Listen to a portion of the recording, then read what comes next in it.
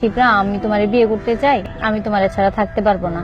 তখন আমি বললাম যে দেখেন এটা কিভাবে হয়, আমি বললাম হিন্দু আপনি মুসলিম, এটা আপনার ফ্যামিলি মানবে না, আমার ফ্যামিলিও মানবে না। একটা ছেলের সাথে সম্পর্ক করা অবস্থাতে বিয়ে করার আগেই তার সাথে ফিজিক্যালি রিলেশন করাটা ছিল কিন্তু আপনার সবচাইতে বড় ভুল ছিল, এটা কি আপনি মনে করেন? জি। তখন ও আমার বলতো যে হ্যাঁ তুই তো অফিসে চাকরি করস, তোর সাথে বসেদের অবৈধ সম্পর্ক, এই জন্যই তো বাচ্চা ওইখান থেকে আনছস, এরকম বলতো। এখন এটা হচ্ছে আপনার ধর্ম চেঞ্জ করার হচ্ছে ধরতে গেলে একটা সার্টিফিকেট, জি আর এটা হচ্ছে গিয়ে আপনার হচ্ছে বিয়ের ম্যাজিস্ট্রেট অফিস থেকে নাকি? জি। আমার যাওয়ার কোনো জায়গাতে আমি এখন চাকরি করি না, যাবে কোথাও চাকরি করি আমি নিজে কিছু করতে পারবো এরকম কিছু নেই। মানে আমি এখন থাকি অন্যের বাড়িতে, এরকম অন্যের বাড়িতে কয়দিন থাকা যায়? প্রিয় দর্শক আসসালামু আলাইকুম, সবাই কেমন আছেন? আশা করি অনেক ভালো আছেন। প্রিয় দর্শক শ্রোতা, সিনেমায় নাটকে আমরা অনেক দেখেছি হিন্দু মুসলিম প্রেম কাহিনী, কিন্তু বাস্তবে সেটা কয়জনই বা দেখেছি? দর্শক শ্রোতা, আজকে আমার পাশে যে বোনটিকে আপনারা দেখতে পাচ্ছেন, এই বোনটি একটা সময় হিন্দু ছিল, পরবর্তীতে একটি মুসলিম ছেলেকে বিয়ে করে, বিয়ে করার পর সে মুসলিম ধর্ম গ্রহণ করে। এর পরবর্তীতে তার সংসার জীবনে বা ব্যক্তিগত লাইফে অনেক ধরনের ঘটনাই কিন্তু ঘটে গিয়েছে। সেই ঘটনাগুলোই আপনাদের সাথে শেয়ার করার জন্য এই বোনটি আজকে আমাদের ইন্টারভিউতে গেস্ট হিসেবে চলে এসেছে। আজকে আমরা সবকিছু জানবো যে কিভাবে সে হিন্দু থেকে মুসলিম হলো এবং তার বর্তমানে কি অবস্থা। তো চলুন সরাসরি আমরা তার কাছে চলে যাই। আসসালামু আলাইকুম। ওয়ালাইকুম আসসালাম। আসসালামু আলাইকুম। ওয়ালাইকুম আসসালাম। আচ্ছা, আপনি তো হিন্দু ছিলেন। জি। আচ্ছা, তখন আপনার নাম কি ছিল? তখন আমার নাম ছিল শিপ্রা রানী শীল। শিপ্রা রানী শীল। আচ্ছা, এর পরবর্তীতে যখন আপনি মুসলিম হয়েছেন, মানে এখন বর্তমানে আপনার নামটা একটু বলেন, এখন কি? এখন ফারহা জাহান জান্নাত। ফারহা জাহান জান্নাত। তো আপনি আপনার জীবনের গল্পটা যদি আমাদের সাথে একটু শেয়ার করতেন, আপনি যখন ছোট থেকে আস্তে আস্তে বেড়ে উঠেছেন, সেখান থেকে একটু শেয়ার করেন আমাদেরকে। জি, আমি একজন হিন্দু ফ্যামিলির মেয়ে ছিলাম। আমি হিন্দু ধর্মে জন্মগ্রহণ করেছি। আমার ফ্যামিলিতে আমার মা, বাবা, 2 ভাই আর আমি 10 পর্যন্ত ভালোই ছিলাম, খুব ভালোভাবেই জীবনযাপন করেছি। 10-এ উঠার পরে আমার এক ছেলের সাথে সম্পর্ক হয়। ছেলে মার্কেটে জব করতো, ওইখানে আমি মার্কেটে আসা যাওয়ার ভিতরে ওনার সাথে আমার পরিচয় হয়। পরিচয় হওয়ার পরেই ওনার সাথে উনি আমাকে ভালোবাসার অফার প্রস্তাব দেয়, প্রেমের প্রস্তাব। হ্যাঁ, ভালোবাসার প্রস্তাব দেয়। তো এরকম আমি ফার্স্টে না করে দেই। এরকম আমরা 3 বছর এমনিতেই বন্ধুত্ব হিসাবে কথাবার্তা বলতাম। আচ্ছা, একটা বিষয় একটু বলেন, আপনি তো হচ্ছে হিন্দু মেয়ে ছিলেন। জি। তো আপনি যেই ছেলেটা আপনার সাথে রিলেশন করতে চাচ্ছে বা সম্পর্ক করতে চাচ্ছে, সেও কি হিন্দু ছিল? না, ও মুসলিম ছিল। মুসলিম ছিল। আচ্ছা, এটা কি আপনি আগে থেকে জানতেন? হ্যাঁ, আমি আগে থেকে জানতাম, আর ও জানতো যে আমি হিন্দু ফ্যামিলির মেয়ে। তো আপনি যেহেতু আগে থেকে জানতেন আর ছেলেটাও যেহেতু আগে থেকে জানতো, তাহলে আপনারা কি রিলেশন করেছিলেন পরবর্তীতে? হ্যাঁ, ফার্স্টে আমরা 3 বছর এমনিতেই বন্ধুত্বের মতো কথাবার্তা বলি। তখন ও আমাকে 3 বছর পরেও আমাকে বলে যে শিপ্রা আমি তোমারে বিয়ে করতে চাই, আমি তোমারে ছাড়া থাকতে পারবো না। তখন আমি বললাম যে দেখেন এটা কিভাবে হয়, আমি বললাম হিন্দু আপনি মুসলিম, এটা আপনার ফ্যামিলি মানবে না, আমার ফ্যামিলিও মানবে না। তখন ও বললো যে তুমি আর আমি ঠিক থাকলেই সব ঠিক। তো বললো যে, আমি বললাম যে না, তারপরেও হবে না। তো ওর বাপ মা পরবর্তীতে জানতে পারে কিছুদিন পরে যে ওর সাথে আমার সাথে সম্পর্ক আছে। ওর বাপ মা আমাকে ফোন দিয়েছিল, তো বলছিল যে তুমি আমার ছেলের সাথে কথা বললো না, আমার ছেলের সাথে তুমি সম্পর্ক রেখো না, আমার ছেলে যদি তোমাকে বিয়েও করে আমি কখনো তোমার মাইনে নিব না। তখন আমি বললাম যে আমি তো আপনার ছেলেরে নাই করছি, আপনার ছেলেরে আপনি বলেন জানি আমার সাথে উনি কথা না বলে। তখন ওনার ছেলেরে উনি বলছে, তো ওনার ছেলে ওনার সাথে যোগাযোগ করা বন্ধ করে দিছিল। পরে আমাকে বলছে যে খাদিজা আমি তোমার ছাড়া থাকতে পারবো না। আমি বলছি দেখেন আপনার মা আমাকে বলছে যে আপনার সাথে কোনো রকম যোগাযোগ করতে না। তখন ও আমার বলতেছে যে তুমি আর আমার একটা কাজ করো, তুমি আর আমি একটা কাজ করি, যে তুমি আর আমি বিয়ে করে ফেলি, ফ্যামিলির কেউ জানবে না, আমরা 3 বছর পরে ফ্যামিলিরে জানাবো যে তুমি আর আমি বিয়ে করছি। 3 বছরের ভিতরে আমিও কিছু করব, করে ফেলবো আর কি। তো ও এর আগে বলে রাখি যে ওর মামার দোকানে একটা কসমেটিকের দোকানে কাজ করতো। ওর মামা বাইরে থাকতো, ওর মামার দোকান ও চালাইতো। তো ওইখান থেকে আমাদের পরিচয়, কসমেটিকের দোকান থেকে। তো পরে আমারে ও বলতেছে ওর সাথে আমার সম্পর্ক চলতেছে, এর ভিতরে ওর মামা জানে, ওর মামা ওর দোকান থেকে বের করে দেয়। ও নাকি 60,000 টাকা গরমিল হয়েছে হিসেবে, তো ওরে বের করে দেয়। তারপরে ও একটা এমনিতেই একটা চাকরি নেয়, তখন আমাকে বলে যে আসলে আমরা বিয়ে করি। আমি বলছি যে না, এখন তো মানে বিয়ে আমি করা একটু সম্ভব জানতে না। চাচ্ছিলাম, প্রথমে আপনার সাথে ভালোবাসার একটা সম্পর্ক, হ্যাঁ, বন্ধুত্ব, ফার্স্ট বন্ধুত্ব ছিল, হ্যাঁ, এটা কতদিন ছিল? 3 বছর। 3 বছর। হ্যাঁ। টানা একটা না 3 বছর আপনাদের সাথে বন্ধুত্ব হ্যাঁ, ছিল? জাস্ট এমনি ফ্রেন্ডলি কথাবার্তা বলতাম, হাই হ্যালো। আচ্ছা, আপনি আমাকে একটা বিষয় কনফার্ম করেন, সেটা হচ্ছে এই যে আপনারা যে রিলেশন করলেন, ঠিক আছে, যে জি। ছেলেটার সাথে জি। আপনি জানতেন সে মুসলিম ছিল এবং আপনি হিন্দু হিন্দু, ধর্মের একজন জি। মেয়ে, তো পরবর্তীতে হচ্ছে এইসব কিছু জেনে কি পরবর্তীতে আপনি কি রিলেশনটা কি এগিয়ে নিয়েছিলেন?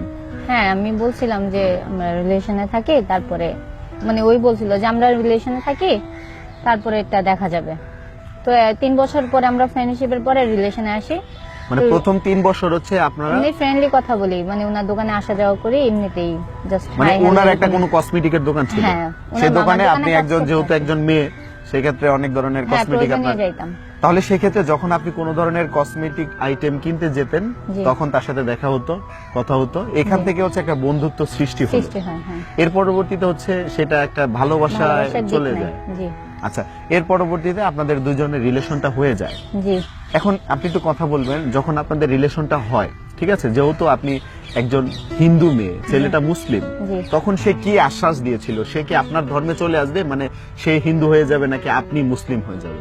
না, আমাদের আসলে যখন সম্পর্কটা চলে তখন বিয়ের কথা চলে না, আমাদের বিয়ের কথাটা আসে 6 মাস পরে, যখন ওর বাবা মা জানতে পারে যে আমাদের রিলেশন চলে। তখন ওর বাপ মা আমাকে ফোন দিছে, দিয়ে বলছে যে আমার ছেলের সাথে তুমি কথা বলো না, আমার ছেলের তুমি বিয়ে হলে তোমার যে কখনোই মেনে নিব না। তখন ও আমি ওরে মানে বলি যে তোমার বাপ মা আমাকে ফোন দিছে, এরকম এরকম বলছে আমাকে যে তোমার সাথে আমার যদি কখনো বিয়ে হয় তাহলে আমারে কখনো মেনে নিবে না। তো পরে ও বলে যে দেখো, মানা না মানা সেটা পরের বিষয়, আমি যদি বিয়ে করে ফেলি তোমারে, তাহলে বাপ মা একদিন না একদিন মেনে নিবে।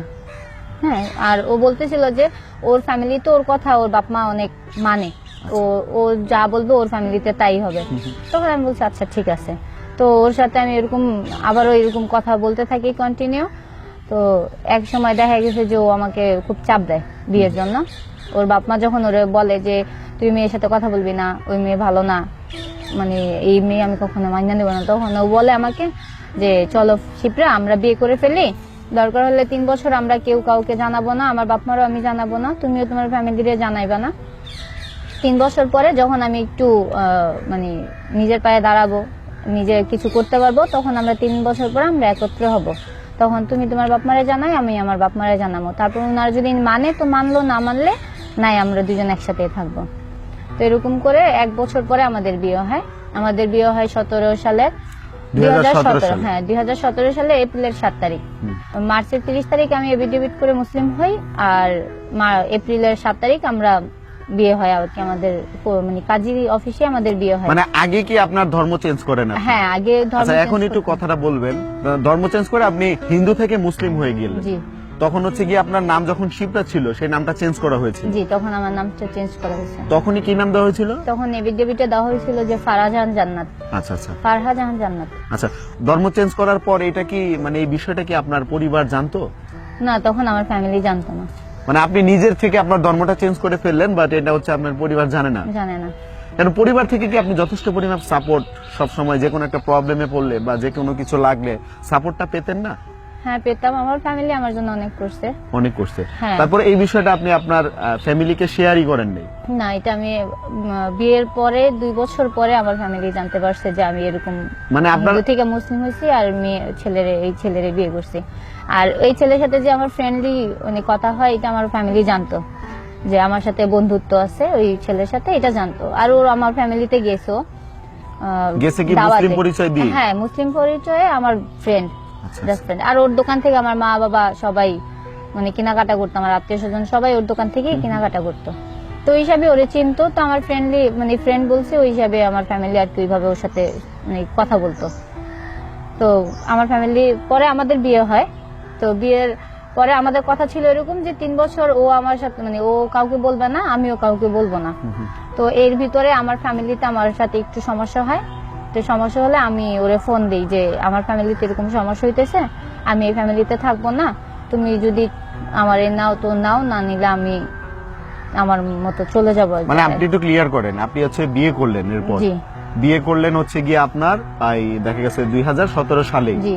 তো বিয়ে করার পর কি আপনি আপনার শ্বশুর বাড়ি যান নাই? না না, কোথায় ছিলেন? মানে ও ওর মতো চলে গেছে ওর বাসায়, আর আমি আমার মতো আমাদের বাসায় চলে গেছিলাম। আচ্ছা আচ্ছা। তাহলে বিয়েটা করার এত জরুরি প্রয়োজন কি ছিল? মানে ওর ফ্যামিলি থেকে চাপ দিতেছে, ওই মেয়ের সাথে কথা বলবি না, এই না সেই না। তারপর আমিও একটু অ্যাভয়েড করতেছিলাম, যেহেতু তোমার ফ্যামিলি রাজি না, আমি এখানে তোমার সাথে সম্পর্ক রাখতে পারবো না। তখন ও বলতেছিল যে আমার ছাড়াও থাকতে পারবে না, আমি কেন এইভাবে মানে অ্যাভয়েড করতেছি, দরকার হলে আমরা এখন বিয়ে করি, কেউ জানবে না, এরকমই বলতেছিল। তখন আমি বলছি যে না, এটা সম্ভব না, আপনি আপনার মতো থাকেন, আমি আমার মতো থাকি। তারপর ও বললো যে না, তুমি যদি আমার না হও আমি সুইসাইড করব।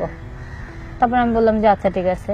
তো ও আবার মানে এরকম বলছিল যে মানে আমি 3 বছর কারোর সাথে কারোর এরকম মানে উনি ওরকম কোনো কিছু বলবে না, আমিও ওনার কিছু বলবো না। আমি চাকরি করতাম, তো আমিও চাকরি করা অবস্থায় থাকবো, ও 3 বছর পরে ও মানে। আপনি বিয়ের আগে চাকরি করতেন? জি। কি চাকরি করতেন? আমি ট্রাভেলস এজেন্সিতে চাকরি করতাম। আপনার মানে কাজটা রিসেপশনে কাজ জি। ছিল? আচ্ছা আচ্ছা। তো সেক্ষেত্রে ক্লাস 10 এ লেখাপড়া করে রিসেপশনে চাকরিটা নেওয়া যায়? হ্যাঁ, আসলে ওই আমাদের এলাকায় একজন আপু ছিল, ওই আপুর মাধ্যমেই ওই স্যারের অফিস আর কি। কোথায় চাকরি করতেন? পল্টনে। পল্টনে? জি। আচ্ছা আচ্ছা। তো এই যখন আপনাদের রিলেশন হইলো, মানে আপনাদের প্রেম ভালোবাসার একটা সম্পর্ক হলো, এর আগে থেকেই চাকরি করতেন আপনি? হ্যাঁ, এর আগে থেকে আমি চাকরি করছি। চাকরি করে আসলে ওই টাকাগুলো কি করতেন আপনি? কিছু যখন ওর সাথে সম্পর্ক চলাকালীন ওই কোথাও ঘুরতে গেলে ওই খরচটা আমি দিতাম, ফ্যামিলিতে দিতাম, নিজের হাত খরচ চলতো। মানে কোথাও ঘুরতে গেলে মানে বুঝলাম না বিষয়। মানে ওর সাথে কোথাও ঘুরতে গেলে আর কি ওই হাত খরচটা আমি দিতাম আর কি, মানে মানে আমার খরচে আমি যাইতাম কোথাও। আপনার বয়ফ্রেন্ডের সাথে যদি কোথাও ঘুরতে যেতেন, সেই খরচটা আপনি বহন করতেন? জি। কেন আপনার বয়ফ্রেন্ড বহন করতে পারতেন না? তাকে তখন ওই যে ওর ওই মামার দোকানে একটু সমস্যা চলতেছিল, ওর ওইভাবে মানে আর্থিক ছিল না আর কি, আর্থিক সমস্যা ছিল। আচ্ছা আচ্ছা, এই কারণে ওই খরচটা আপনি বহন হ্যাঁ। করতেন। আচ্ছা আচ্ছা। এছাড়া কি হচ্ছে গিয়ে এমনিতে বিয়ের আগেই আপনার সাথে কি ওরকম ধরনের এই দেখা গেছে সম্পর্ক তো ছিলই মোটামুটি একটা, তাহলে সেক্ষেত্রে ওরকম কিছু কি ছিল যে বিয়ের আগে থেকে হচ্ছে আপনার কাছ থেকে যখন যেটা টাকা পয়সা লাগতো তা চাইলে আপনি দিয়ে দিতেন? না, ও কিছু চাইতো না, কিন্তু ও যখন সমস্যায় ছিল তখন আমি ওরে বিভিন্ন ভাবে হেল্প করতাম। আচ্ছা মানে ও যখন চাকরি ছিল না আর কি, চাকরির জন্য মানে জায়গায় জায়গায় যাইতো, তখন আমি ওরে গাড়ি ভাড়া দিতাম। এমনিতেই খাওয়ার তো চলতো না, আমি এইভাবে একটু হেল্প করতাম ওরে। মোটামুটি এটাই ছিল যে টুকটাক হচ্ছে যখন যেটা লাগে। হ্যাঁ, লাগে ওইটাই হেল্প করতাম। এমনিতে আপনার যদি কিছু লাগতো, প্রয়োজনীয় তো অনেক কিছুই লাগে, বা হচ্ছে গিয়ে একটা গার্লফ্রেন্ড তার বয়ফ্রেন্ডের কাছ থেকে কিন্তু অনেক কিছু আশা করে, সেক্ষেত্রে ওগুলো কি পেতেন আপনি? দেখা গেছে আপনার জন্মদিনে যে একটা গিফট। না, ও কখনো এই পর্যন্ত আমাকে কোনোদিন কোনো বার্থডেতে আমাকে উইশ করে নাই, কোনো বার্থডেতেই না, বরং আমি ওর বার্থডেতে উইশ করতাম। আমি একবার মানে আমার সাথে ওর সাথে রিলেশনটা ওইভাবে চলতেছিল না, তো আমার বান্ধবী দিয়ে উইশ করেছিলাম, ওর বার্থডে সেলিব্রেট করছিলাম আমি। তো এইভাবেই চলতেছিল।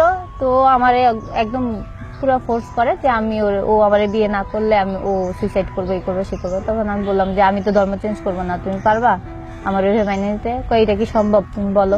তো এইভাবে পরে ধর্ম চেঞ্জ করি। ধর্ম চেঞ্জ করার পরে মাসখানেক আমি আমার ফ্যামিলিতেই থাকি। পরে আমি ওরে বলি যে আমার ফ্যামিলিতে এরকম সমস্যা চলতেছে, আমি ফ্যামিলিতে থাকতে পারবো না, তুমি কিছু একটা করো। পরে ও বললো আচ্ছা ঠিক আছে, তুমি চলে আসো, আমি দেখতেছি। তো চাইছিল যে আমার বুঝাইয়া আবার আমার ফ্যামিলিতেই পাঠিয়ে দিব। তো আমি বলছি যে না, আমি ওই ফ্যামিলিতে আর যাবো না, তুমি কি তোমার সাথে আমার রাখবা না। তো পরে আমরা একটা রুম নেই মুগডাতে। তো মুগডাতে একটা রুম নেই, আমি চাকরি করি, মানে আমি চাকরি অবস্থায় ওর সাথে থাকি। আর ও একটা কোম্পানিতে চাকরি করতো। তো কিছু টাকা ঋণ হওয়াতে ওর ওইভাবে সংসার চালাইতে পারতো না। আমি আমার বেতন দিয়ে সংসার চালাইতাম, আমি ঘর ভাড়া দিতাম আর খাবার আমি চালাইতাম। তো ওর বাপ মা তখন জানে না যে আমার সাথে ওর বিয়ে হয়ে গেছে। ওর বাপ মা আমাকে মাঝে মধ্যে কল দিত। এমনিতে একটু সত্যি করে বলবেন, যেহেতু আপনি হিন্দু ছিলেন, আপনি যখন আপনার ধর্ম চেঞ্জ করলেন, এত বড় একটা সিদ্ধান্ত নিলেন, ঠিক আছে, তখন কি আপনার একটু বুক কাঁপে নেই বা হচ্ছে ভয় লাগে নাই যে আমি এত বড় একটা কাজ করে ফেলবো? ভয় আসলে তখন ওইভাবে লাগে নাই। মানে ও অনেকভাবে বলছে আমারে, আমি ওর প্রতি অনেকটা দুর্বল হয়ে গেছিলাম, যে কারণে ওইগুলা মনে পড়ে নাই। মানে দুর্বল হওয়ার পেছনে কিন্তু অনেক ধরনের কারণ থাকতে পারে। দেখা গেছে অনেক গার্লফ্রেন্ড বা বয়ফ্রেন্ডের দিক থেকে দেখা যায় যে বিয়ের আগে তারা একটা নিজেদের ব্যক্তিগত একটা সম্পর্কে জড়িয়ে যায়, ফিজিক্যাল রিলেশনে জড়িয়ে যায়। এই ধরনের কি কিছু ছিল আপনাদের? হ্যাঁ, সত্যি বলতে ছিল এরকমই। হ্যাঁ, বিয়ের মানে যখন আমার সাথে রিলেশন চলে 8 মাসের সময়। আচ্ছা আচ্ছা। ওর ভাইয়ের ছেলের এখানে মেডিকেলে ভর্তি থাকে তখন আর কি। আচ্ছা, তাহলে আপনি মোটামুটি বিয়ের আগে একটা ফিজিক্যাল রিলেশনে জড়িয়ে হ্যাঁ, গিয়েছিলেন। এই কারণেই আমি ওরে বিয়ে করতে বাধ্য হয়েছি। এর জন্য হচ্ছে আপনার তখন মনে হলো যে ও ছাড়া তো এখন আমার পৃথিবী অন্ধকার। জি। তখন ওই ছেলেটা যেটা বলতেছিল ওইটা আপনি হচ্ছে হ্যাঁ। মেনে নিয়েছিলেন। জি। আচ্ছা, এর পরবর্তীতে একটু বলবেন যে এই যে বিয়েটা হলো আপনাদের, জি। এরপর আসলে কিভাবে কি হলো? বিয়ে হওয়ার পরে আমরা 1 মাস পরে যখন মানে একসাথে হই, তখন আমি চাকরি করি। আমরা কিছুদিন ভালোই ছিলাম যখন মুগদা মান্ডাতে বাসা ছিল। তো প্রায় 10-15 দিন আমরা খুব ভালোই ছিলাম। তো এরপরে আমি চাকরিতে যাই, ও চলে যায় ওর কাজে। মাঝে মধ্যে ও আমাকে খুব করতো যে তুমি চাকরি করো না, চাকরি মানে করা আমার পছন্দ না, এই না সেই না। তখন আমি বলতাম যে আমি চাকরি না করলে তো তুমি মানে ঘর ভাড়া দিতে পারবা না, খাবার দিতে পারবা না। কারণ ও তখন ঋণ ছিল, ওর যে কোম্পানিতে থাকতো ওই কোম্পানিতে প্রায় 30-35 হাজার টাকা ঋণে পড়ে গেছিল। ওরে কোনো বেতন দিতেছিল না কোম্পানি, মানে ঋণটা ওইখান থেকে কাটে নিত বেতন থেকে। তখন আমি ওরে বলতাম এরকম। তো এইভাবে আমি 3 মাস চাকরি করি ওর সাথে। ও মাঝে মধ্যে আমার অনেক মারতো, মানে অনেক মারতো। আমার অফিসে আমি ওরে নিয়ে গেছি, অনেকবার নিয়ে গেছি অফিসে, আমার নামায় দিয়ে আসতো, আবার ও নিয়ে আসতো। তখন আমি যখন অফিসে ঢুকতাম তো দারোয়ান আমাকে সালাম দিয়ে ম্যাডাম কেমন আছেন জিজ্ঞাসা করতো। তা আমি হাসি মুখে বলতাম যে হ্যাঁ ওয়ালাইকুম আসসালাম, জি ভালো আছি। এইটা ওর সহ্য হইতো না। ও বলতো যে আমার নাকি দারোয়ানের সাথে অবৈধ সম্পর্ক আছে। এরকম মানে এরকম ছোটখাটো ছিল, আমার অনেক মারতো।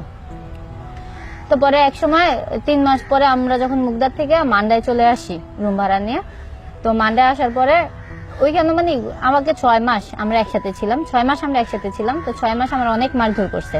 6 মাস পরে আচ্ছা ঠিক আছে, তোমার উছিল তো আমি চাকরি করি, আমি চাকরি ছেড়ে দিব, আমি চাকরি করব না, তুমি সংসার চালাইও। তখন এটা বললে আমি আমার অফিসের ছাত্রদের না করে দিছে যে স্যার আমার মানে ফ্যামিলিগত সমস্যা, আমি চাকরি করতে পারবো না, এটা না করে দিয়েছে। তো 1 মাস মানে 1 মাস ওভার হয়েছে, ও ঘর ভাড়া দিতে পারে না। আমার কিছু জমানো টাকা ছিল, আমি ওই ঘর ভাড়া ওই বাড়িওয়ালারে দিছি। আমি বলছি যে আমি দিছি, এটা জানায়েন না ওনারে। তো এইভাবেই মানে ওই 5 মাস পরে আর কি 6 মাসের রানিং, তখন আমি ওর ফ্যামিলিতে ফোন দিই। মানে এখন দেখি যে ও রুম ছেড়ে দিছে, ও রুম ছেড়ে দিছে, আমার সাথে ও থাকবে না। আমি আমার বাপমার কাছে চলে যাইতাম। আমার বাপমা তো জানে না যে ওর সাথে আমার বিয়ে হয়েছে। আমি আমার বাপমার কাছে চলে যেতাম, ও একটা এক্সট্রা রুম নিয়ে থাকবে, মেসে থাকবে। তো আমার পক্ষে সম্ভব হচ্ছে না এইভাবে সংসার চালানো। তো পরে দিয়ে ও আমার এইটা বলার পরে আমি ওর ফ্যামিলিতে ফোন দিই যে আপনার এর ভিতর ফ্যামিলি আমার ফোন দেয় অনেকবার যে আমার ছেলে কোথায়, তুমি জানো নি। আমি বলছি না, আপনার ছেলের সাথে আমার রিলেশন নাই, এখন আপনার ছেলে কোথায় থাকে আমি জানি না। মানে মিথ্যা কথা বলছেন? হ্যাঁ, ও আমাকে শিখিয়ে দিছিল। ও যেভাবে শিখিয়ে দিয়েছিল আপনি ওইভাবে আমি বলছেন? ওইভাবেই বলছি। তো এখানে একটা কথা বললেন, এই যে আপনি যেটা বললেন যে বিয়ে হয়েছে আপনাদের, বিয়ে হওয়ার পর আপনি আপনার মা বাবার কাছে ছিলেন, সে তার মা বাবার কাছে ছিল। মা বাবা গ্রামে থাকতো আর ও মানে ও একা ছিল, ঠিক হ্যাঁ। আছে? তাহলে ও যেহেতু একা ছিল, ও তো নিশ্চয়ই একটা বাসাতে ছিল, তাই না? জি। তাহলে সেক্ষেত্রে এই যে আপনার সাথে আপনাদের সাথে যে বিয়েটা হলো, জি। মানে আপনি ওকে বিয়ে করলেন, ও আপনাকে বিয়ে করলো, বিয়ে করার পর হচ্ছে এই স্বামী স্ত্রীর একটা ভালো একটা আন্ডারস্ট্যান্ডিং থাকে, একটা সম্পর্ক থাকে, ওইভাবে কি আপনারা হচ্ছে একসাথে ছিলেন? মানে বাপ মার কাছ থেকে আমি 1 মাস পরে চলে আসি আর কি। মানে যখন আমার ফ্যামিলিতে একটু সমস্যা আমি ওরে বলি, তো আমরা 1 মাস পরে আমরা একসাথে হই। একসাথে হওয়ার পরে 6 মাস আমরা একসাথে থাকতাম। মানে 6 মাস একসাথে একসাথে একটা বাসাতে ছিলাম। সংসার হ্যাঁ, করেছেন সংসার আপনারা? করি। আচ্ছা, তো এর পরবর্তীতে হচ্ছে সংসার করলেন আপনি। জি। সংসার করার মুহূর্তে হচ্ছে আপনার সাথে অনেক সময় অনেক বিষয় নিয়ে অত্যাচার করতো। অত্যাচার করতো। অত্যাচার করার কারণ কি ছিল? আমি চাকরি করি, সবার বউ আইসা ঘরে পায়, ওনার বউ আইসা ঘরে পায় না। তারপরে ওই যে অফিসের দারোয়ান আমার দেখে হাইসা কেন কথা বললো, আমি কেন হাইসা কথা বললাম, এই নিয়েই ওর সাথে টুকিটাকি লাগতো। তাহলে আপনি চাকরি করলেন কেন? চাকরি করছি কেন, না হলে তো যে ও সংসার চালাইতে পারতো না। আমি চাকরি ছেড়ে দিয়েছি 1 মাস, ও বলে যে ও সংসার চালাইতে পারবে না। আমি আমার বাপের বাড়িতে চলে যেতাম, ও একটা মেস ভাড়া নিয়ে থাকবো। মানে ও আর্থিক সমস্যা আছে, এখন পারবে না, দরকার হলে আমরা 3 বছর পরে আবার একসাথে হব। মানে আপনি চাকরিও করতে পারবেন না, আবার হচ্ছে চাকরি করলেও সমস্যা, চাকরি না করলেও না সমস্যা, সব করলে দিক দিয়ে। সমস্যা। জি। আচ্ছা, তাহলে এর পরবর্তীতে যখন হচ্ছে আপনারা সংসার করলেন, ঠিক আছে, সংসার করার মুহূর্তে এই, আপনি তো বাচ্চা কাচ্চা নিশ্চয় নিয়েছেন? জি, আমরা একসাথে থাকাকালীন 6 মাসে এরকম হয় নাই। তো 6 মাস পরে যখন আমরা আলাদা হয়ে যাই, তখন মানে এইভাবেই দেখা করতাম, ওর বাড়িতে যাইতাম আইতাম এইভাবে। পরে 1-1.5 বছর পরে আমি একটা কনসিভ করি।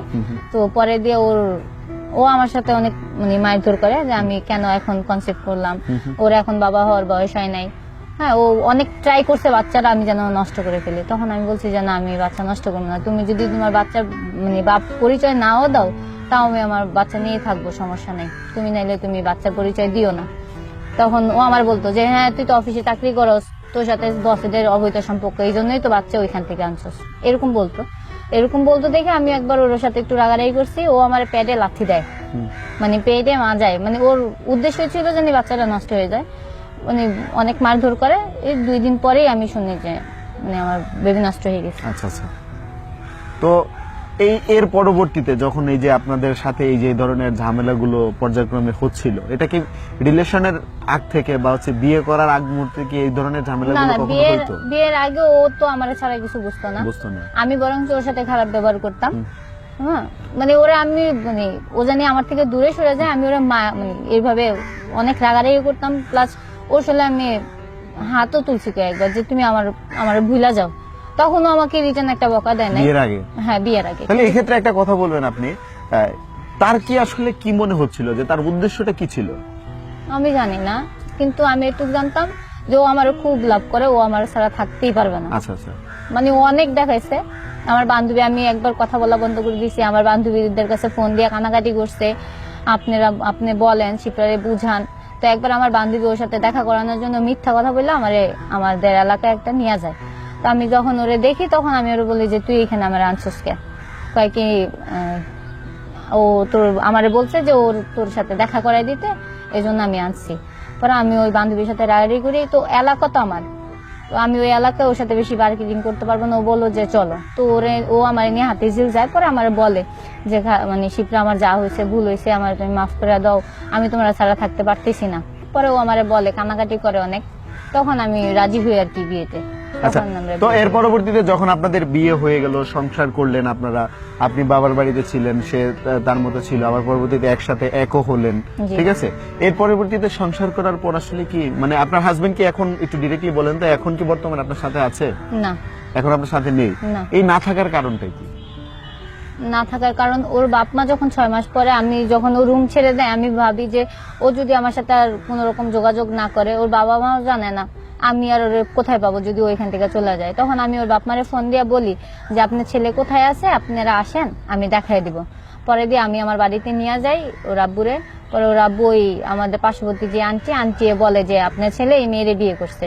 পরে দিয়ে ওর আব্বু বলে যে তুমি বিয়ে করছো, তুমি না বলছো যে তুমি ওর মানে খোঁজ খবর জানো না। আমি কইছি দেখেন আপনার ছেলে আমারে না করে দিছে, জানি আমি না কই আপনার ছেলে কোথায় আছে। তো পরে দিয়ে কয় তুমি তো কথা বলাই দিতা। আমি তো আপনার ছেলের আমি বলছিলাম আপনাদের সাথে কথা বলতে বলছি, দেখো আপনার ছেলে আমারে মারছে, যে না আমি কথা বলবো না। মানে কেমনে কথা কম, আমি তো ঘরের ভিতরে টাকা দিতে পারবো না, মানে বাড়িতে টাকা পাঠাইতে পারবো না, ওনার বেতন নাই এই জন্য। তো পরে দিয়ে আমি ওর বাপ মারে মানে সম্পূর্ণটা পরে বুঝাই বলি। ওর বাবা বলে যে তাহলে চলো গ্রামে চলো। তখন আমি চাকরি করি, মানে ওই 1 মাস পরে আমি আবার চাকরি নিছি আর কি। তো পরে চাকরি আমি বলছি যে দেখেন চাকরি করতেছি বললেই তো আর চলে যাওয়া যাবে না, আমার বেতন আটকে আছে কিছু, আমি ওইটা নিয়েই তারপরে যাই। পরে আমি আমার শ্বশুরের 3 মাস টাইম নেই, 3 মাস পরে যাব। 3 মাস পরে আমি গেছি শ্বশুর শাশুড়ির কাছে। হ্যাঁ, মানে উনাদের আমি ফোন দেই যে আমি যাইতে চাই। আমি গেছি, মানে উনারা আমারে কেউ নিতে রাজি না, মানে বইলা গেছে যাই, তারপরে উনারা আমারে নিবে না। ও 6 মাস পরে আমার শ্বশুরের সাথে কথা বলার পরে উনি উনার মতো একটা বাসা নাই, মেজ ভাড়া, আমি আমার বাপের বাড়িতে চলে যাই। তো আমার বাপের বাড়ি জানে না যে আমি হিন্দু থেকে মুসলিম হয়েছি বা আমি ওই ছেলের বিয়ে করছি। আমার বাপ মা তো জানে যে আমি ওই ধর্মেরই আছি। তো ওইভাবে এখান থেকে আসা যাওয়া করে অফিস করতাম, আর মাঝে মধ্যে ওর সাথে দেখা করতাম। আচ্ছা, এই যে আপনি যে আপনার স্বামীর সাথে টানা 6 মাস সংসার করলেন, তারপর আবার আপনার বাবার কাছে গেলেন, ঠিক আছে? এমনিতেই যে আপনার স্বামীর কাছে যখন এসেছিলেন, আপনি বললেন আপনাদের বিয়ের কথাটা তারা জানতো না, তাহলে কি বলে আপনি এসেছিলেন? যে আমার মাকে আমি বলছিলাম যে আমি পল্টনে চাকরি করি, আসা যাওয়ার সমস্যা, আমি ওইখানে একটা মানে 2-3টা মেয়ের সাথে থাকি। আচ্ছা, মানে হোস্টেলে থাকেন বা এরকম কিছু বুঝেছেন? এক বাসায় আমরা 3 বান্ধবী থাকি, এরকম বলছি যে আমাদের কলিগ নিয়ে থাকি। তখন আমার মা তো আর এসে দেখতে পারবেন না, তারপরেও অনেকবার বলছে যে আমরা যাবো। তারপর আমার ভাইয়ের মেয়েদের নিয়ে আসতাম, আমার বড় ভাইয়ের একটা মেয়ে আছে, ওই মেয়েরে নিয়ে আমি আমাদের বাসায় 2-3 বার আসছি। তো আমি ওরে যেমনি শিখিয়ে দিতাম, ওই মেয়ে ওইভাবেই বলতো।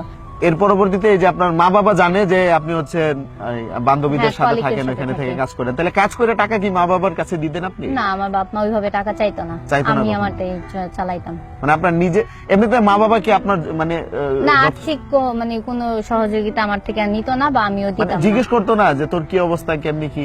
না, বরং আমার মা আমাকে আরো হেল্প করতো, মাঝে মধ্যে চাল দিত, ডাল দিত, টাকা দিত। চাল দিত কিভাবে?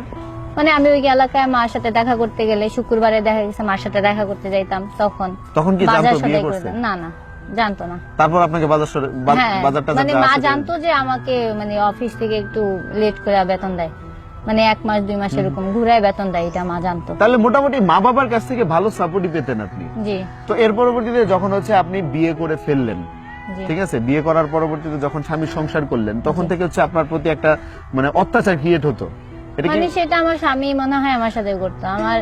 মানে আমার জীবনে আমার এরকম খারাপ ব্যবহার আমার ফ্যামিলি আমার সাথে করেনি, কখনো করেনি? না।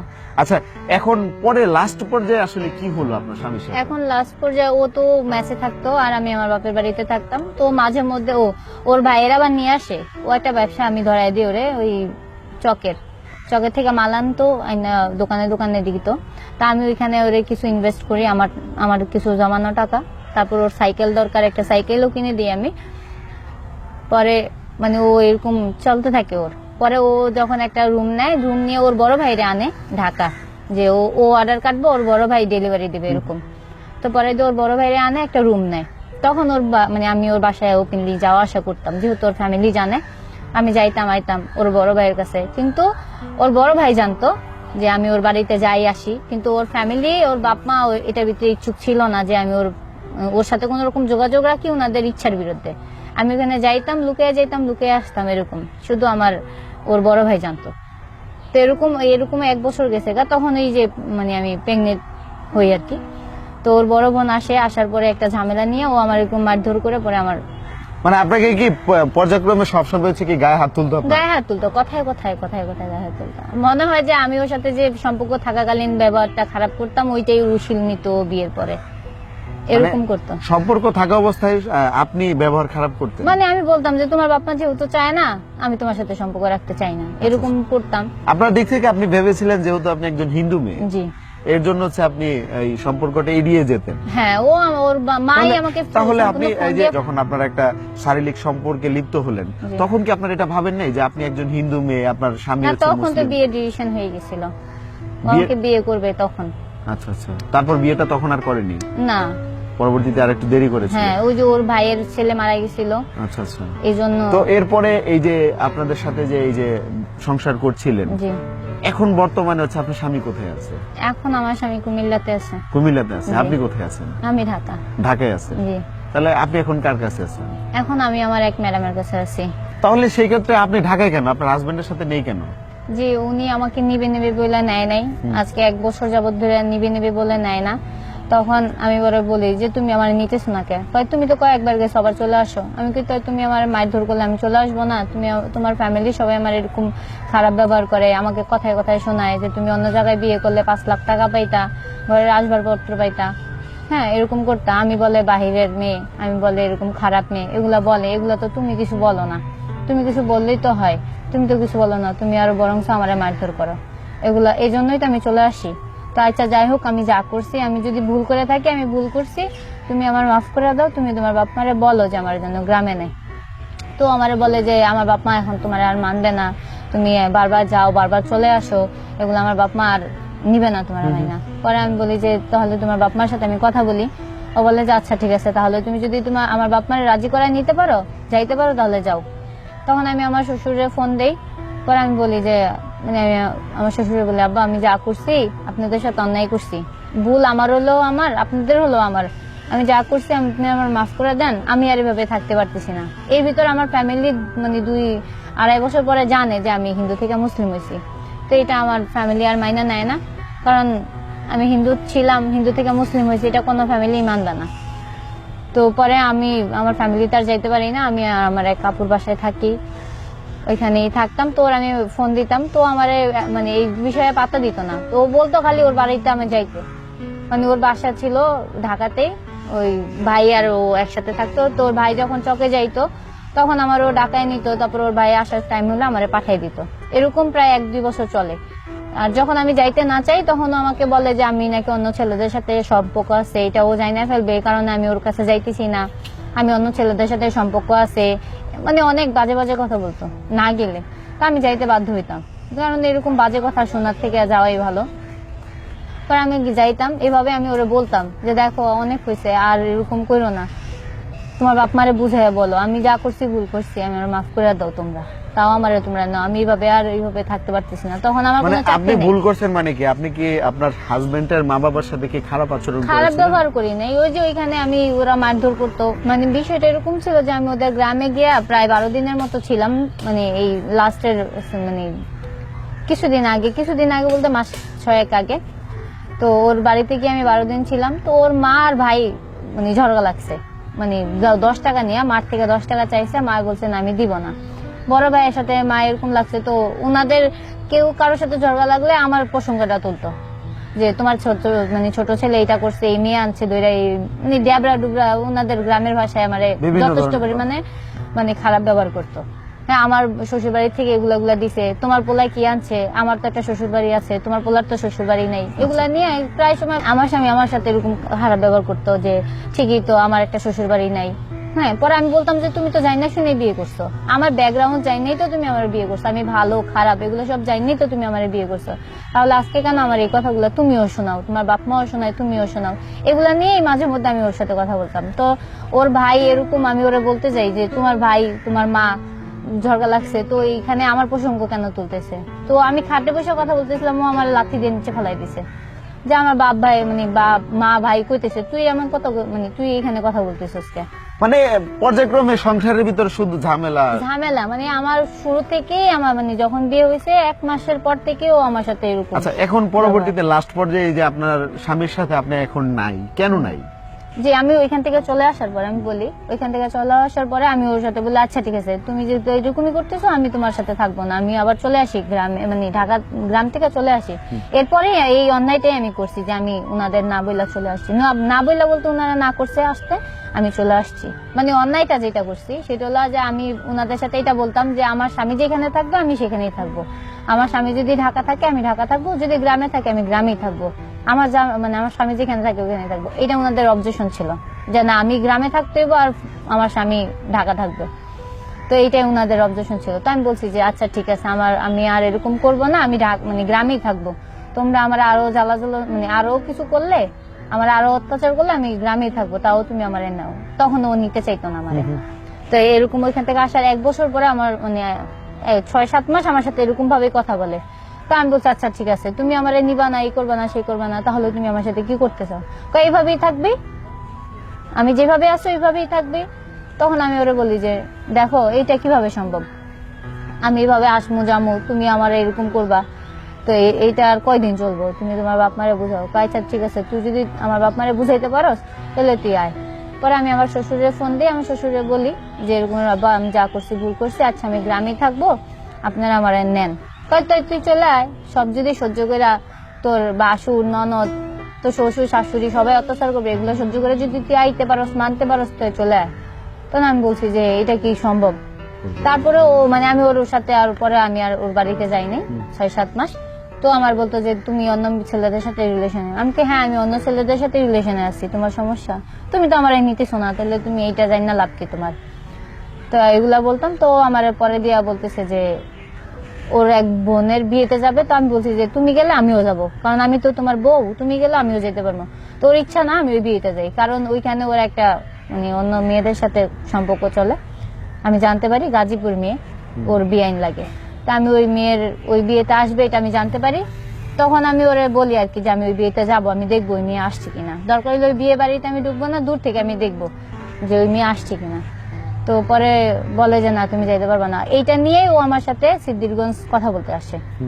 তো কথা বলতে আসলে ও আমারে বলে যে তুমি যাইও না, আচ্ছা ঠিক আছে আমি বিয়ে থেকে আসি, বিয়ের পরের 2 সপ্তাহ পরে ওর বাপ মা নিয়েও আসবে, আইসা একটা ডিসিশন নিয়ে যাবো, হয়তো নিবে নাইলে ছাড়াছাড়ি করে যাবে এরকম।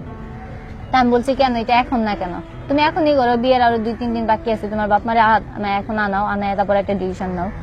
পরে দিয়া বলে যে না বিয়ের পরে, তখন আমার ওইখানে মারধর করে। তো ওইখানের এলাকার মানুষরা এগুলা দেখে, এলাকার মানুষরা বলে যে তুমি এটা ইয়ে করো না, তুমি একটা কাজ করো, তুমি থানায় গিয়ে কমপ্লেন দাও। পরে আমি সিদ্ধিরগঞ্জ থানায় যাই, আমি এমনিতে মামলা করি না, জাস্ট একটা লিখিত অভিযোগ দিই। তো এখানের দারোগা বলে যে কোন জায়গা, তো আমি ঠিকানা বলি। তো এই দারোগা যায়, দারোগারে পাঠায় রাত্রে 10টা 11টা বাজে প্রায়। তো ওরে মানে ওইখানে দিয়ে আসে। তো আমার ভাইয়েরা তখন আবার দারোগা ফোন দেয়া নাই যে গার্ডিয়ান ফোন দাও। পরে আমি আমার ভাইয়েরা ফোন দিয়ে অনেক রিকোয়েস্ট করার পরে ভাই গেছে। যাওয়ার পরে আমার ওইখানে মারতে লয় আমার ভাই যে আজকে আমার জন্য ওনাদের মান সম্মান যাইতেছে। তো পরে দিয়ে আমার ভাই ওরে ও আমার ভাইয়ের আন্ডারে রাখে যে আচ্ছা ওর বাপ মা যেহেতু আসতেছে কালকে, ও আমাদের কাছেই থাকুক, থানায় নিতে দেয় না আমার ভাই। তো সারা রাত আমরা খুব করে দেখে রাখি, কারণ ও যদি এখান থেকে পলায় যায় গিয়ে গুম মামলা দিয়ে দিলে আমার ভাই ফাইসে যাবো, যেহেতু আমার ভাই সই দিয়ে রাখছে পুলিশের থেকে। তো পরে দিয়ে সকাল হয়, ও পাগল হয়ে যায় বেরোতে। আমি বলি যে তুমি এখন বের হয়ে গেলে পরে তুমি কোথাও গেলে গা, পরে আমার ভাইয়ের সমস্যা হইব, এটা বলি যাইতে দেই না।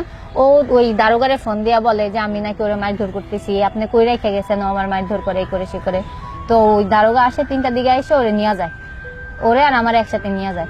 তো এখানে সারাদিন আমার রাখে, রাত্রের 9টা পর্যন্ত আমি ওইখানে থাকি। তো পরে দিয়া থানার দারোগা আমারে বলতেছে যে ওর বাবা আসবে কালকে, তুমি বাসায় চলে যাও, তুমি কালকে সকালে 10টার ভিতরে চলে এসো। তো আমি ও থানাতেই থাকে, আমি চলে আসি সকাল 9টার দিকে, আমি আবার ওর কাছে যাই। যাওয়ার পরে ও ওইখানে তো নাস্তা নাস্তা নেই, আমি নাস্তা নিয়ে গেছি, ও খাবে না, আমারটাও খাবে না। পরে আমি আর ইয়ে করি না, পরে দারোগারে দিয়ে খাবার দেওয়াছি, দারোগাকে আমি খাবার দিছি ওরে। পরে এখানে ওর বাবা আসে বিকালবেলা, আসার পরে ওর বাবা 2-3জন লোক নিয়ে আসে গ্রাম থেকে। ও ফার্স্টে আমার ও বাবা বলতেছে যে তুই যে থানায় গেছস, তুই কি মামলা করছস? আমি কই না, আমি মামলা করিনি, একটা অভিযোগ। ছেলের বাবা জিজ্ঞেস করছে যে মামলা করেছিস কিনা। হ্যাঁ, ও ওনার বাবা মারে ফোন দেয়, তো তুই অভিযোগ করছস, মামলা করছ না, তুই লইয়া আয়া পড়তো জামাইরে, তোর জামাইরে লয়ে তুই চলে আয়। আমি কইছি যে এখন এখান থেকে এইভাবে কিভাবে যাবো আপনাদের? তখন আমি বললাম যে আসেন, আইসা আমারে নিয়ে যান, তখন নিলেন না। এখন থানা বুঝন্ত জিনিসটা আসছে, এখন যদি আমি থানার থেকে উচিত থেকে বলে নিয়ে যাই তাহলে তো আর আমার কিছু থাকলো না। কোন ভিত্তিতে আমি যাব? আপনার আবার নিয়ে আমার এরকম অত্যাচার করে আমার যে ভাগাই দিবেন না, এমন কোনো কথা আছে? তারপরে থানার ওসি আমার বলতেছে যে ওরে মামলা দিয়ে দাও, যৌতুক মামলা দিয়ে দাও। পরে আমি ওসি পা ধরছি, আমি কি স্যার দেখেন, আমার তো ইচ্ছা আছে সংসার করার, আমি কোথায় যাব? আমার বাপ মাও তো আমার এখন খাই দিবে না, আপনি আমার যেভাবে হোক একটা মীমাংসা দিয়ে দেন। তখন ওসি বলে আচ্ছা ঠিক আছে।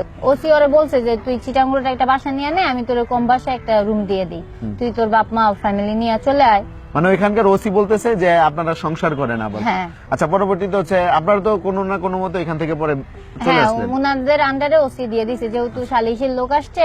আমি আবার ওইখানের একটা সালিশির লোক ছিল, উনার কথায় বিশ্বাস করে আমি বলছি আচ্ছা ঠিক আছে, তাহলে আমার তো আর এখন বাবা থাইকেও নাই, মা থাইকেও নাই, আপনারে আমি বাবা ডাকলাম। আচ্ছা।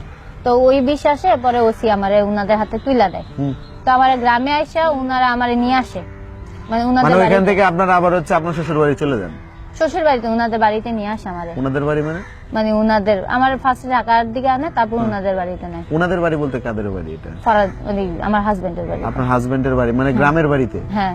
আচ্ছা আচ্ছা। পরে এখানে যাওয়ার পর হচ্ছে তারপরে আমাকে মানে 2-3 দিন ভালোই থাকি, থাকার পরে ও আমার মানে আবার শুরু হয়ে যায়, ও গ্রামে চলে যাবো না। ওইখান থেকে ওসি বলে দিছে যে আমার হাজবেন্ড যেখানে থাকবো আমি ওইখানেই থাকবো, আমার হাজবেন্ড গ্রামে থাকলে গ্রামে থাকবো, আমি আর শহরে থাকলে শহরে থাকবো, এরকম। তো ওই ভিত্তিতে আমি আসি, আসার পরে ও মানে বাড়িতে আসার পরে ও আমার থেকে মোবাইল নিয়ে নেয়, মানে ও না, ওই যে বিচারের লোক আছে ওনারা মোবাইল নিয়ে নেয়। তো আমি বলছি যে আমি মোবাইল দিব কেন? বলে যে যেহেতু তোমার স্বামী চায় না তুমি মোবাইল চালাও, তাহলে চালাও না। আমি বলছি আচ্ছা ঠিক আছে। আমি মোবাইল সহ সিম দিয়ে দিছি ওনাদের। তো সিম দেওয়ার পরে আমি 4-5 দিন ভালোই ছিলাম, আমার সাথে খুব ভালো ব্যবহার করছে। সকালে উঠতাম, ওনাদের সাথে হেল্প করতাম, যদিও আমি গ্রামের মেয়ে না, আমি যথেষ্ট পরিমাণ চেষ্টা করতাম ওনাদের সাথে মিলা চলার জন্য। তো আমি একটু লাস্ট পর্যায়ে বলেন, ওইখান থেকে আপনি আসলেন কেন? ওইখান থেকে চলে আসছি ওই আমি ওনারে 3 লাখ টাকা দেওয়ার জন্য। মানে উনি গ্রামে বিদেশ চলে যাবো, ঠিক আছে, ও ঢাকা আসবো না, গ্রামে থাকবো না, ও বিদেশ চলে যাবো, 3 লাখ টাকা আনতাম। মানে আপনার 3 লাখ টাকা দিতে বলতেছে? হ্যাঁ। বাপের বাড়ি থেকে আনতে দিতে? জি। পরে আমি বলি যে আমার বাবা কই থেকে দিব তোমার টাকা? আমার বাবা তো আর মানে আমি তো আর আমার আগের ধর্মে নাই, যদি আগের ধর্মে থাকতাম না হলে দিত, মাইয়া সুখের জন্য 50,000 টাকা 1 লাখ টাকা দিত। এখন আমার বাপ মা কই থেকে দিব তোমার টাকা?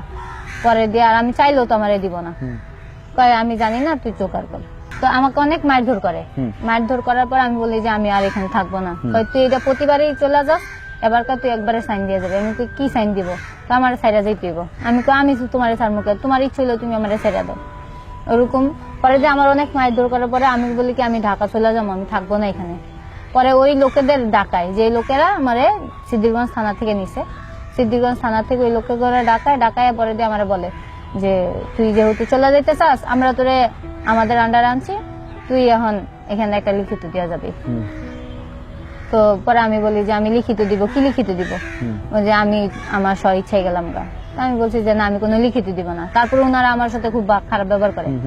তারপর এমন খারাপ ব্যবহার, মানে খারাপ ব্যবহার বলতে আমার রাস্তার মেয়ে বানিয়ে দিছে, আমার অনেক মারধর করছে। আমার কাছে ছবি আছে, আমি ঢাকাতে এসে পরে ডাক্তারও দেখাই, মেডিকেলে, ঢাকা মেডিকেলে ডাক্তার দেখাই, ওষুধও খাওয়া লাগছে, অনেক মারধর করছে।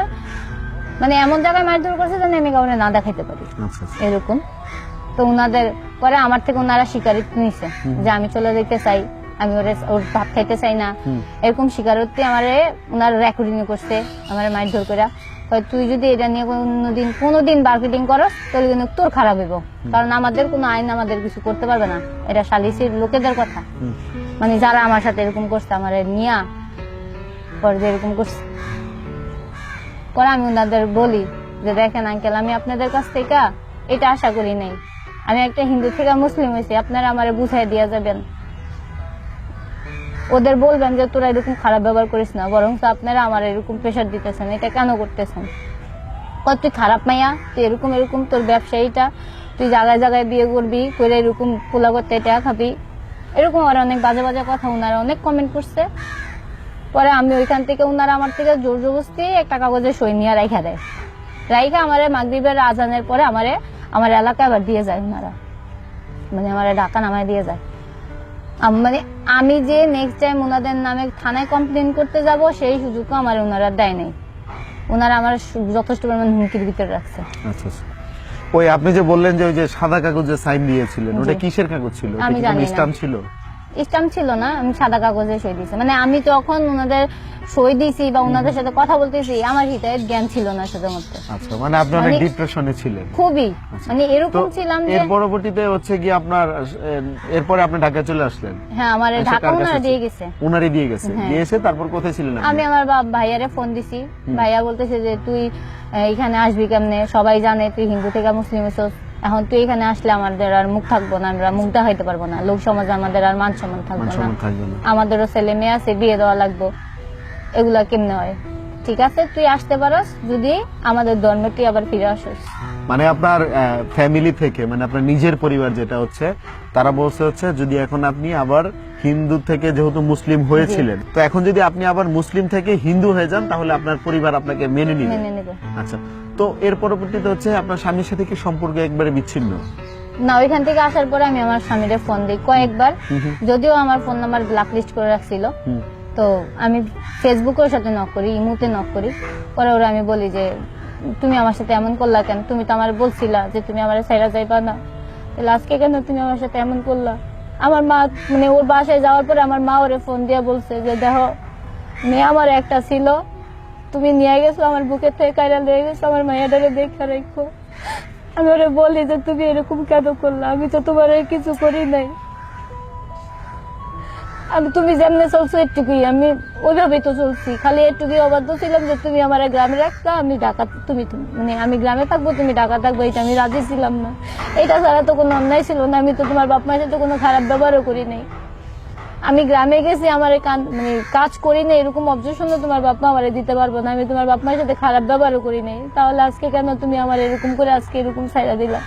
তুমি তো নিজের ইচ্ছায় ছাইরা ডিভোর্স দিয়ে গেছো, আমি কি তোমারও তো আমি ডিভোর্স দিই নাই, তোমরা আমার থেকে জোর জবরদস্তি সাইন নিছো। মানে আপনি হচ্ছে ওই যে সাদা কাগজটায় সাইন দিয়েছিলেন, ওটাকে পরবর্তীতে বলা হয়েছে ওইটাই নাকি ডিভোর্সের কাগজ? হ্যাঁ। তাহলে ওটা যদি ডিভোর্সের কাগজ হয়ে থাকে বা ওটা যদি কোনো ধরনের স্ট্যাম্প হয়ে থাকে, তাহলে তো ধরতে গেলে আপনাদের ডিভোর্স এক পক্ষ থেকে হয়ে গিয়েছে। মানে ওনারা বলতেছে যে আমার সাথে ডিভোর্স হয়েছে, কিন্তু ওনারা যে বলে ডিভোর্স, আমি তো ডিভোর্স দিই নাই, তাহলে ওনারা কিভাবে বলে যে আমি ডিভোর্স দিয়ে আসছি? এখন যেহেতু জোরপূর্বক ভাবে তারা এটা করে ফেলেছে, এখন তো কাগজ, আসলে আইন তো কাগজ দেখে কথা বলবে, তাই না? এখন কাগজ কলমে যদি আমরা দেখি তাহলে সেই ক্ষেত্রে ডিভোর্সটা হয়ে গিয়েছে এরকম টাইপের ধরা যায়। তো এখন তাহলে আপনি এখন কি করবেন? আমি কি করবো আমি জানি না, কিন্তু আমি তো এরকম করে নাই, ওনারা আমার সাথে এরকম জালিয়াতি করছে, আমি ওদের বিশ্বাস করে ওনাদের কাছে গেছি, ওনারা আমার সাথে এরকম করবো আমি বুঝি নাই।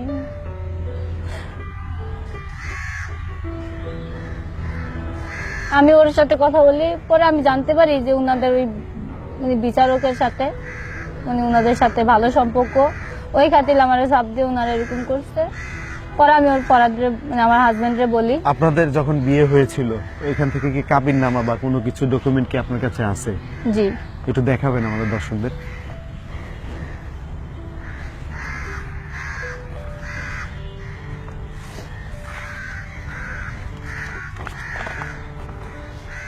এটা আমার বিয়ের কাগজ। এটা এটা আমার এফিডেভিটের কাগজ। এটা না? জি। এই ছবিটা কি আপনার ছিল? জি। আচ্ছা আচ্ছা। প্রিয় দর্শক শ্রোতা, এখান থেকে যেটা দেখতে পাচ্ছেন আপনারা, মেট্রোপলিটন ম্যাজিস্ট্রেট আদালত ঢাকা, এখান থেকে এই যে ডকুমেন্টগুলো উনি আজকে আমাদেরকে দেখানোর জন্য নিয়ে এসেছে। এটা হচ্ছে তার ধর্ম পরিবর্তনের হলফনামা, মেবি, হ্যাঁ হলফনামা। তো এটা হচ্ছে গিয়ে আপনার, এটা করেছিল কত তারিখে?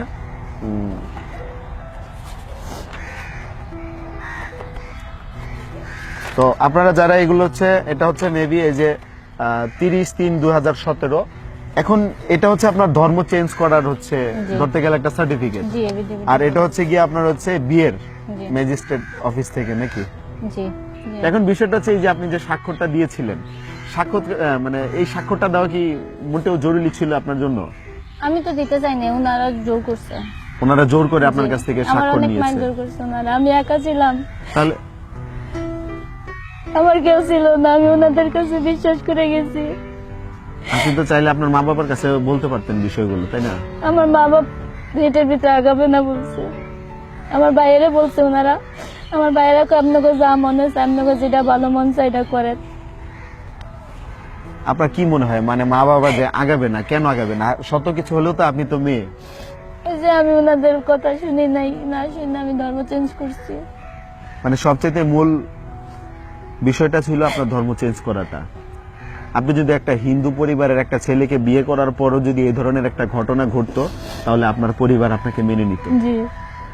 যেই ছেলেটা এই ধরনের কাজগুলো করেছে, আপনার হাজবেন্ড যিনি ছিল, ঠিক আছে, তো তার সাথে কি আপনার সাথে তোলা কি কোনো ধরনের ছবি কি আছে? মানে দর্শকরা তো অনেকে হচ্ছে দেখতে চাবে যে কে সেই ছেলেটি, জি আছে।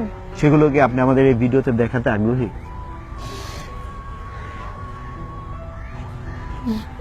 দেখাবেন? আচ্ছা, আপনি যদি একটু ছবিগুলো একটু দেখাতেন। আমার মোবাইলে আছে, মোবাইলটা নেন। এটা দেখাবো দর্শকদের দেখান। দর্শক শ্রোতা, উনি হচ্ছে ছবিগুলো দেখাচ্ছে আপনাদের সুবিধার্থে, আমরা ডিসপ্লেতে বড় করে দেখানোর চেষ্টা করছি, ঠিক আছে? এই হচ্ছে ওনার হাজবেন্ড আর এই হচ্ছেন উনি। এটা ছাড়া আর কয়েকটা ছবি আছে মেবি আপনাদের, না? জি। আচ্ছা, আমি একে একে হচ্ছে ছবি, কিছু কিছু ছবি আমি দিচ্ছি, আপনারা অলরেডি সাইডে দেখতে পারতেছেন। তো এই এখন কি আপনার চাওয়াটা কি?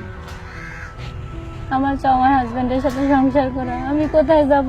মানে এখন আপনি আপনার সাথে হাজবেন্ডের সাথে সংসার করবেন? কারণ আমি আমার যাওয়ার জায়গা নাই, আমি কোথায় যাব? আমার ওর সাথে, আমি ওর সাথে মানে ফার্স্টে থেকে ওর সাথে থাকতে চাইছি। আচ্ছা, তাহলে এই যে এই স্বামীকে, মানে আপনার যে এই যে বিয়ে হলো, বিয়ে হওয়ার পর এত ভালোবাসা ছিল, রিলেশন ছিল, সেই স্বামী আজ এরকম করলো, আবার ওই স্বামীকে আপনি চাচ্ছেন কেন? আমি জানি না। ও আমার সাথে যখন থাকে তখন আমার ছাড়া কিছু বুঝে না, আর যখন ওর বাপ মার কাছে থাকে তখন ওর বাপ মার ছাড়া কিছু বুঝে না। আমি মানুষ বলে যে আমারে ভালোবাসে না, কিন্তু এটা আমার বিশ্বাস হয় না যে আমারে ভালোবাসে না, কারণ ও আমার সাথে ওরকম বিয়ে করে নাই, হয়তো মারধর করছে, আবার ওইভাবেই রাখছে। আমি ওর কাছে ফিরে যেতে চাই। মানে আপনার এখনো চাওয়া হচ্ছে আপনি আপনার হাজবেন্ডের কাছে ফিরে যেতে চান? জি। প্রিয় দর্শক শ্রোতা, আজকের এই ভিডিওটা তৈরি করার আমাদের কিছু উদ্দেশ্য এবং কারণ আছে। সেটা হচ্ছে, নাম্বার 1 হচ্ছে, উনি এখন বর্তমানে ওনার যে কষ্টগুলো, বুকের চাপা কষ্টগুলো হচ্ছে কারোর সাথে শেয়ার করার মতো কোনো প্ল্যাটফর্ম পাচ্ছিল না। প্লাস হচ্ছে ওরকম কোনো মানুষ কিন্তু তার পাশে নেই, যেমন তার মা বলেন, বাবা বলেন, আত্মীয় স্বজন, কেউ কিন্তু তার পাশে নেই, কারণ সে তার ধর্ম চেঞ্জ করে ফেলেছে। একটি মেয়ে যখন তার ধর্ম চেঞ্জ করে অন্য ধর্মে চলে যায়, তখন সেই ক্ষেত্রে তার যে কতটুকু কষ্ট ভোগ করতে হয় এবং কতটুকু মানে প্রবলেম ফেস করতে হয়, এটা একমাত্র যেই কাজটা করে সেই বোঝে। আচ্ছা, এখন সব মিলিয়ে বলেন তো, আপনার জীবনে এই যে আপনি এত কিছু করলেন, এখানে ভুলটা কোথায় ছিল আপনার? আপনার কি মনে হয়? আপনার কি কোনো ভুল কি মনে হয় যে আমি এই কাজগুলোই ভুল করেছিলাম? হয়তো ওর সাথে সম্পর্কটাই আমার ভুল ছিল। আর কি কোনো ভুল ছিল আপনার? আর বাপ মার মনে কষ্ট দেওয়া। একটা কথা মনে রাখবেন, মা বাবার মনে কষ্ট দিয়ে কোনো মানুষ সুখী হতে পারে না, ঠিক আছে? তো আপনি কিন্তু এক হিসাবে আপনার মা বাবাকে অনেক বড় কষ্ট দিয়েছেন। আপনি ধর্ম চেঞ্জ করেছেন, আপনার বয়স যখন 18 বছরের উপরে হয়েছে তখন করেছেন, ওটা আপনার ব্যক্তিগত অধিকার, স্বাধীনতা, সেক্ষেত্রে আপনি করেছেন। বাট আপনার মা বাবাকে আপনি কোনো বিষয়ে শেয়ার করেননি, এটা ছিল আপনার সবচেয়ে বড় ভুল। এবং আমি যদি 10টা ভুলের মধ্যে আমি সর্বোচ্চ যদি একটা ভুল বলি, সবচেয়ে বেশি ভুল বা মারাত্মক লেভেলে যে ভুলটা ছিল সেটা ছিল আপনার একটা ছেলের সাথে সম্পর্ক করা অবস্থাতে বিয়ে করার আগেই তার সাথে ফিজিক্যালি রিলেশন করাটা ছিল কিন্তু আপনার সবচেয়ে বড় ভুল ছিল। এটা কি আপনি মনে করেন? জি। তো এরকম ধরনের ভুল করার লিগেল মানে কোনো কি কারণ আপনি দেখাতে পারবেন? ও তো আমারে বলছে আমারে বিয়ে করবো বা আমি ওর সাথে বিয়ে বসবো, এরকম। এখন এরকম ভাবে তো হচ্ছে এই অনেক মানুষই তো অনেকে বলে, ঠিক আছে, যে আমি তোমাকে বিয়ে করব, সংসার করব, তাই বলে কি সেই মেয়েটার ওই ছেলেটার সাথে ফিজিক্যালি রিলেশন করতে হবে বিয়ে করার আগে? ও তো আমার বিয়ে করছে, এমন তো না যে বিয়ে না, করে বিয়ে তো নাই। করছে, বাট যখন আপনি যেটা বললেন যে ওকে আমার বিয়ে করতেই হবে বা আমি ওকে বিয়ে করছি, এটার মূল কারণ ছিল যে তার সাথে আমার বিয়ের আগে একটা শারীরিক সম্পর্ক হয়েছিল, এই কারণে তাকে আমার বিয়ে করতেই হবে, ঠিক আছে? তো ওরকম যদি কিছু না হতো তাহলে কিন্তু আপনার ওরকম ধরনের একটা মাথায় একটা প্রেশার থাকতো না যে এই ছেলেটাকে আমার বিয়ে করতে হবে। বা ধরে নিতে পারেন আরেকটা ঘটনা, যে ছেলেটার সাথে আপনি এই যে সম্পর্ক করলেন, শারীরিক সম্পর্ক করার পর ওই ছেলেটা এমন আছে কিন্তু আপনাকে বিয়ে নাও করতে পারতো, তখন ওই ছেলেটা যদি আপনাকে বিয়ে না করতো তখন আপনি কি করতেন?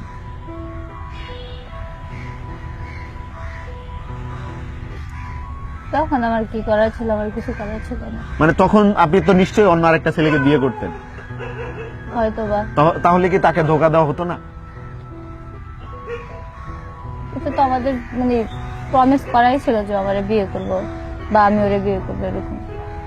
মানে তারপর আপনি বলতেছেন প্রেমিক প্রেমিকা যদি একটা ভালোবাসার সম্পর্ক থাকে তখন যদি একজন আরেকজনকে প্রমিস করে তাহলে তারা একসাথে হচ্ছে শারীরিক সম্পর্ক করতে পারবে। আসলে আমি তোরে বিশ্বাস করছিলাম। মানে আমি এটাই একটু বলতে চাচ্ছিলাম, এই যে বিশ্বাস করেছেন বাট তখন তো আপনি বিয়ে করেন নাই, না। এটা তো ভুল ছিল, আপনি কি স্বীকার করেন বা এটা কি মানেন আপনি? জি। তো দর্শক শ্রোতা, আজকের এই ইন্টারভিউ থেকে কিছু বিষয় আমি আপনাদেরকে মেসেজ হিসেবে দিতে চাই। সেটা হচ্ছে কোনো মেয়েরাই বা কোনো ছেলেরাই, আমি ছেলেদের বিষয়টা পরে বলছি যেহেতু আজকে একটি মেয়ের ইন্টারভিউ আমরা নিচ্ছি, কোনো মেয়েরাই অন্তত বিয়ের আগে আপনার বয়ফ্রেন্ডের সাথে শারীরিক সম্পর্কে লিপ্ত হবেন না। আর যদি হন আপনার ভবিষ্যতে পস্তাতে হবে 100%, আমি গ্যারান্টি দিলাম, ঠিক আছে?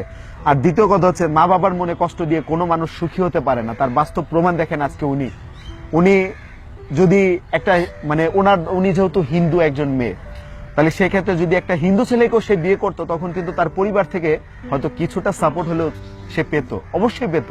তবে আজ সে মুসলিম হয়ে গিয়েছে, এটা কি তার অপরাধ ছিল? এটা কিন্তু তার অপরাধ না। তাহলে আসল দোষী এখানে কে? হ্যাঁ, আসল দোষী হচ্ছে সেই ছেলেটি, যে ছেলেটি এই ধরনের কাজ করেছে। একটি মেয়েকে তার ধর্ম চেঞ্জ করার পর, তাকে মুসলিম বানানোর পর সেই মেয়েটিকে ডাস্টবিনে ছুঁড়ে ফেলে দিয়েছে। আমি জানি না উনি কতটুকু সত্য কথা বলেছে, হয়তোবা তার কথাতেও কোনো মিথ্যা থাকতে পারে বা সেও কোনো মিথ্যার আশ্রয় নিতে পারে, কারণ তার দিক থেকে সে কি বলেছে সেটা একান্তই সে জানে। কারণ একটা গল্পকে বা একটা অনুষ্ঠানকে ওরকম ভাবে জাস্টিফাই করে আমাদের পক্ষে সম্ভব হয় না। তারপর আপনাদেরকে আমরা তার কিছু ছবি দেখালাম, তার পাশাপাশি তাদের যে বিয়ের কাবিন নামার কাগজ সহ তার ধর্ম চেঞ্জ করার যে সার্টিফিকেট গুলো সবকিছু কিন্তু আমরা দেখানোর চেষ্টা করেছি। মনে করেন এই যে আজকে যে ভিডিওটা করছি বা যে ইন্টারভিউটা আপনার নেওয়া হচ্ছে, অনেকেই শেয়ার করবে ইন্টারভিউটা, অনেকেই শেয়ার করবে, হয়তো ইন্টারভিউটা অনেক ভাইরালও হতে পারে। সেক্ষেত্রে আপনার স্বামীর নজরেও ইন্টারভিউটা পৌঁছাতে পারে, যেহেতু তার ছবিটা আপনি দেখিয়েছেন। সেক্ষেত্রে এই ইন্টারভিউটা ধরেন আজকে আপনার স্বামী দেখছে, আপনার স্বামী, আপনার স্বামীর পরিবার বা আপনার নিজের পরিবারও এই ইন্টারভিউটা দেখছে। সবকিছু মিলিয়ে আপনি সর্বপ্রথম আপনার স্বামীকে উদ্দেশ্য করে কি কিছু বলতে চান? ধরে নিন আপনার স্বামী এখন দেখছে, আপনি আপনার স্বামীর সামনে বসে আছেন। সর্বপ্রথম বলতে চাই, আমার যদি কোনো ভুল হয়ে থাকে তুমি আমার মাফ করে দাও, তাও তুমি আমার ফিরে নাও। আমি আর থাকতে পারতেছি না, আমি এভাবে একা কতদিন থাকবো? আমি চাইলেও আর কিছু করতে পারতেছি না, আমি তোমার ছাড়া থাকতে পারতেছি না।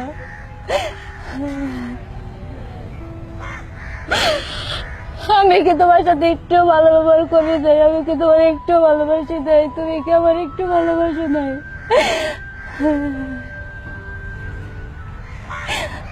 আমি তোমার কাছে যাইতে চাই, আমি তোমার কাছে যাইতে চাই, একটুকুই বলবো, আর কিছু বলার নাই। আমাদের আজকের এই ইন্টারভিউটা সবাই মিলে শেয়ার করবেন। আর ওনার স্বামী যিনি আছে, সে যদি আমার আজকে এই ভিডিওটা দেখে, আমি তার উদ্দেশ্যে বলতে চাই, পারিবারিক জীবনে অনেক সময় অনেক ধরনের ঘটনা ঘটে, তাই বলে এই না নিজের স্ত্রীকে মনে কষ্ট দিতে পারবেন। কারণ একটি কথা মনে রাখবেন, আপনি প্রকৃতপক্ষে একজন মানুষ, আর সবার আগে পরিচয় হচ্ছে আপনি একজন মুসলিম। আর তার চাইতে বড় কথা হচ্ছে আপনি একজন হিন্দু মেয়েকে বিয়ে করেছেন, বিয়ে করে আপনি আপনার ধর্মে নিয়েছেন, সেই মেয়েটিকে আপনি হিন্দু থেকে মুসলিম তৈরি করেছেন। আপনি কি জানেন এটা কিন্তু আপনি অনেক বড় সোয়াবের একটি কাজ করেছেন। হয়তো এই সোয়াবের কারণে আল্লাহ পাক আপনাকে জান্নাত দান করতে পারে, বাট আপনি যদি আবার সেই স্ত্রীকেই তার ধর্মে আবার ফিরিয়ে যেতে বাধ্য করেন, আপনি যদি আবার সেই স্ত্রীর সাথে এরকম ধরনের আচরণ করেন বা তাকে ছেড়ে দিয়ে চলে যান, একটা সময় হয়তোবা সে আবারও তার ধর্মে ফিরে যেতে বাধ্য হবে, তাহলে সেটা কিন্তু আপনি অনেক বড় একটি পাপের কাজ করবেন। সেক্ষেত্রে আপনার উদ্দেশ্যে বলতে চাই, প্লিজ সবকিছু মেনে নিয়ে আপনার স্ত্রীকে আপনি মেনে নিয়ে যান, কারণ সে এখনো আপনার সাথে সংসার করতে চাচ্ছে বা সারাটা জীবন আপনার সঙ্গে একসাথে কাটাতে চাচ্ছে। হয়তোবা উনি কিছু ভুল বলতে পারে, উনি অনেক মিথ্যা কথা বলতে পারে, মিথ্যার আশ্রয় নিতে পারে। আপনি সেক্ষেত্রে আমি আপনার উদ্দেশ্যে বলবো, ওনার স্বামী যিনি আছে, আপনি চাইলে আমাদের কাছে আসতে পারেন, আপনার গল্পটা, আপনার স্টোরিটা আপনি শেয়ার করতে পারেন। উনি কি সত্য বলেছে মিথ্যা বলেছে সেটা আপনি প্রচার করতে পারেন, তুলে ধরতে পারেন। আপনি যদি আমার এই ইন্টারভিউটা দেখে থাকেন, অবশ্যই আমাদের ফেসবুক পেজের মেসেঞ্জারে যোগাযোগ করবেন, এবং আমাদের একটি মেইল আছে স্বপ্নছোয়া@gmail.com, আপনি সেখানে মেইল করতে পারেন। মেইল করে অবশ্যই আমাদের সঙ্গে যোগাযোগ করবেন, বিষয়টা আপনি শেয়ার করবেন। আর সবচেয়ে বড় যে রিকোয়েস্টটা করবো সেটা হচ্ছে আপনার স্ত্রীকে আপনি মেনে নেবেন। আর আপনার মা বাবার উদ্দেশ্য করে কি কিছু বলতে চান? মা আর বাবা, আমার ভুল হয়ে গেছে, তোমরা আমারে মাফ করে দাও। আমারে তোমরা অ্যাটলিস্ট কোনো বদয়া দিও না। আমি তোমাদের সাথে অন্যায় করছি, আমি সেজন্য এই অবস্থা আমি বুঝতে পারতেছি, কিন্তু আমার কিছু করার নেই। আমি তোমাদের কাছে আর ফিরতে পারতেছি না, কারণ আমার ধর্ম চেঞ্জ করা এখন আর আমার পক্ষে সম্ভব না। তোমরা আমারে মাফ করে দিও।